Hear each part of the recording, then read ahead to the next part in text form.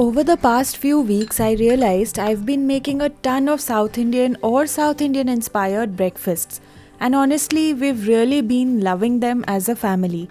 That's actually why I thought I'd share a few with you today.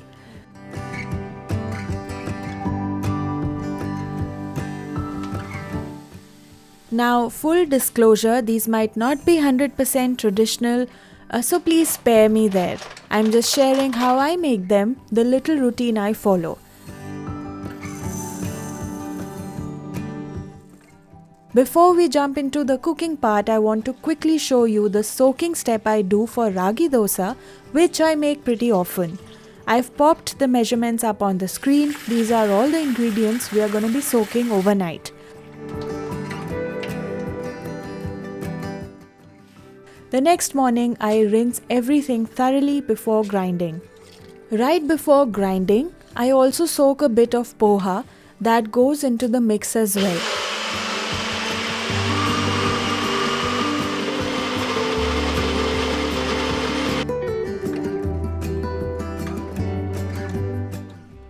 I grind the dal and rice separately, and once everything's blended, it's super important to mix it all by hand. And for grinding, I'm using the NutriBullet. It actually does a pretty decent job. Today, I'm using my Instant Pot to help with fermentation. I just set it to the ferment mode and let it do its thing, basically the yogurt mode. By the next morning, everything was beautifully fermented, so I transferred it into a glass jar to use later. So let's start with one of the easiest recipes of the whole lot. I'm pretty sure you could even whip this up on a weekday morning before work because it's that low effort. We're going to begin by chopping some of the veggies. Today I went with French beans, which I'm chopping up finely, along with some carrots, green chilies and onion. I like to keep the chop super fine, makes them cook faster and they taste better that way. If you're short on time, definitely consider using a chopper to speed things up. Now for this recipe, I'm using vermicelli. I already have the pre-roasted kind, but honestly for this dish, I don't think you even need to roast it.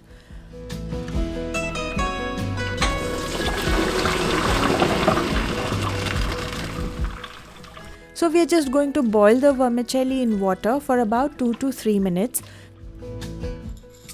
We'll start by sauteing some chana dal on low heat. You want it to be cooked through, or you can even microwave the dal in some water for a few minutes to soften it up and then add it in the oil.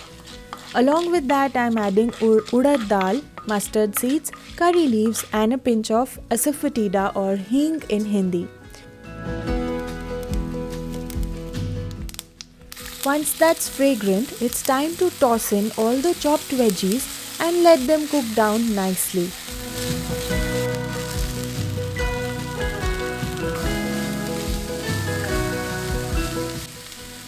While that's happening, keep an eye on the boiled vermicelli. Use a fork to fluff it up now and then. This keeps it from turning sticky or mushy. Once the veggies are cooked through, go ahead and add the boiled vermicelli to the wok along with some salt. I'm skipping red chili powder here since we already added green chilies earlier. Just stir everything together gently so it all mixes well. And here's the best part, a drizzle of fresh lime juice. Seriously, don't skip that step, it adds a bright pop at the end. Garnishing with coriander is optional, but if you have it, go for it.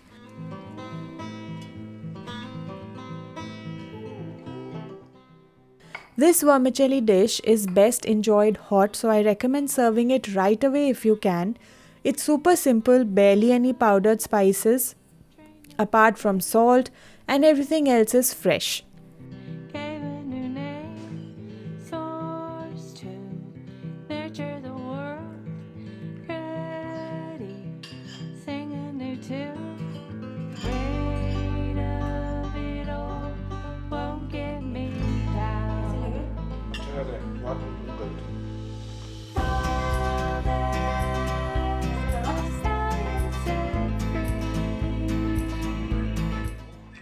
This next recipe is another favorite in our home and I usually make it on holidays or weekends. It's super comforting and the best part, no pre-prep needed, everything is instant. We are making an instant dosa, but don't worry, you don't need to know how to spread it like a pro for this one. Let's start with the curry that we will eat along with the dosa. We are making a simple potato curry to go with it. You'll need some pre-boiled potatoes and just a few pantry staples. I'm using coconut oil today and into that I'm adding mustard seeds, curry leaves and green chilies.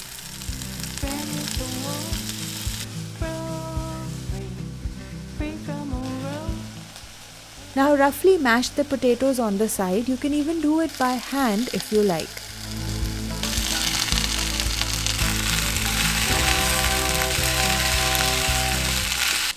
Add the potatoes in along with salt, turmeric powder and some water. Give it all a good mix.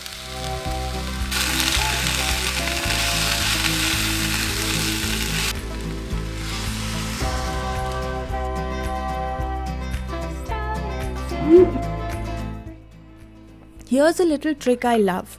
On the side, mix a tablespoon or 2 of gram flour with water to make a thin slurry. Stir that into the curry. We are not trying to make it super thick, just enough to give it a little body without going watery.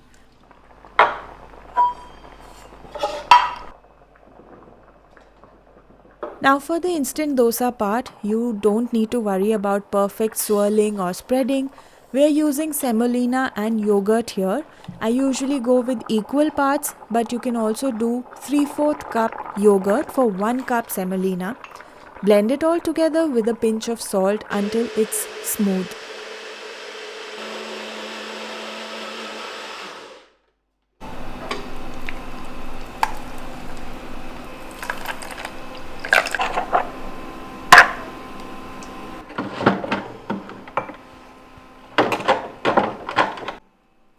Since it's an instant recipe, we are adding a pinch of baking soda and a few drops of lemon juice right before cooking. If you have Eno packets, you can just add that. And the best part, all you have to do is drop a ladle full of batter onto your hot tawa. Within seconds, you'll see little bubbles forming. That's your cue that it's cooking just right. Usually this kind of dosa cooks only on one side, but sometimes I flip it too. It's totally up to you.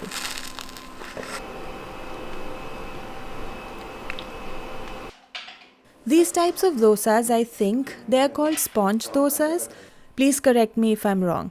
They are not crispy like the traditional ones. Instead, they are soft and pillowy, just like the name suggests. Paired with that potato curry, the flavor is something else. The first time we had it in Bangalore, we loved it instantly, and I haven't stopped making it since.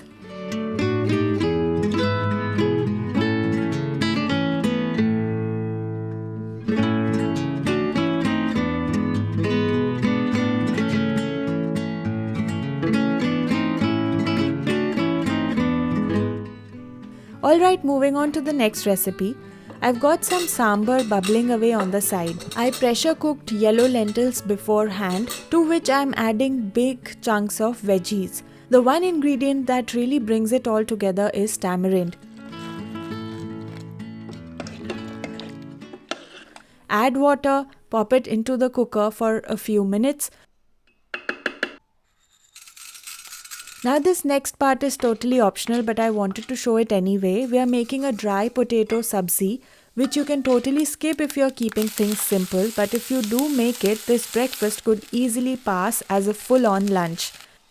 Start with your usual tempering, then add boiled potatoes again, mashed by hand. Since we're keeping this dry, add just a splash of water to bring it all together, but not enough to turn it into curry.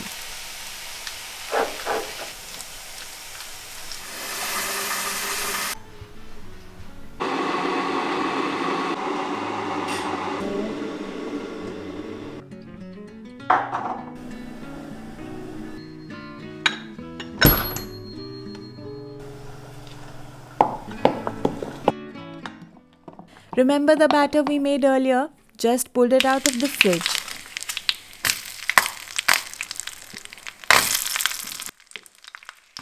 I'm making a quick tempering now for the sambar. You'll see the ingredients on the screen. I never skip this part, it really deepens the flavor.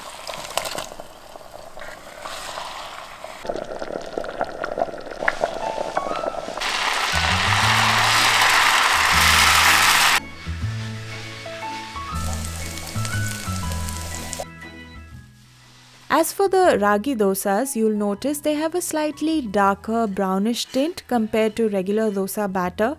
But taste-wise, they're amazing. Honestly, you can't even tell the difference. I've shown how I spread the batter here just so that you get a sense of the consistency I'm using today. Some people prefer it a little thinner or thicker. It's all about what you're used to.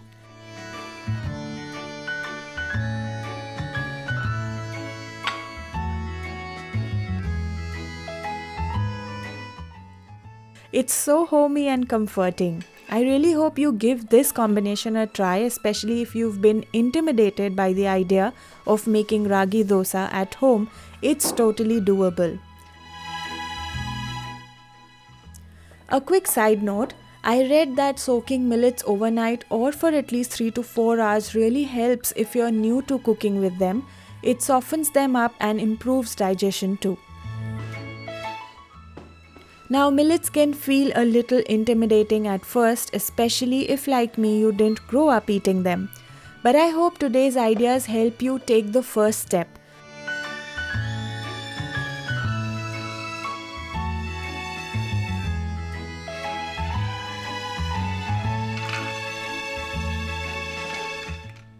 We'll begin by roasting a handful of cashews and peanuts just lightly and then setting them aside before we get started on the main dish.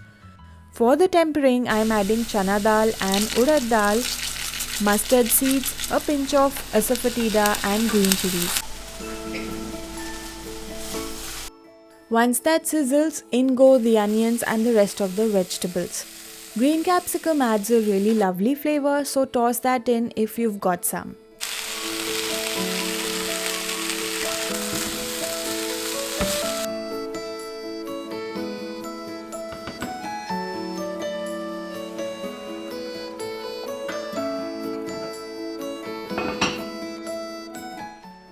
When it comes to water, I stick to a 2:1 ratio, double the water to millet. Cover it and slowly cook for about 10 to 15 minutes. Keep an eye on it so it doesn't get too dry or overcooked. The idea is to let the millet cook fully but gently. You can make this more like a dry pulao or soft khichdi style dish depending on your preference. After a few tries, you'll know exactly what texture you like, at least that's how it was for me. While it was cooking, I wrapped up a few other chores and came back to check on it. I like to finish it off with some coriander and a squeeze of lemon. These recipes are simply my way of making them, so if something feels different from how you do it, I'd love to hear your version and tips too. Come chat with me in the comments, I'd love to hear from you. And if you're still watching, thank you so much for sticking around till the end. I'm really grateful. Until next time, this is Home Gupshup signing off.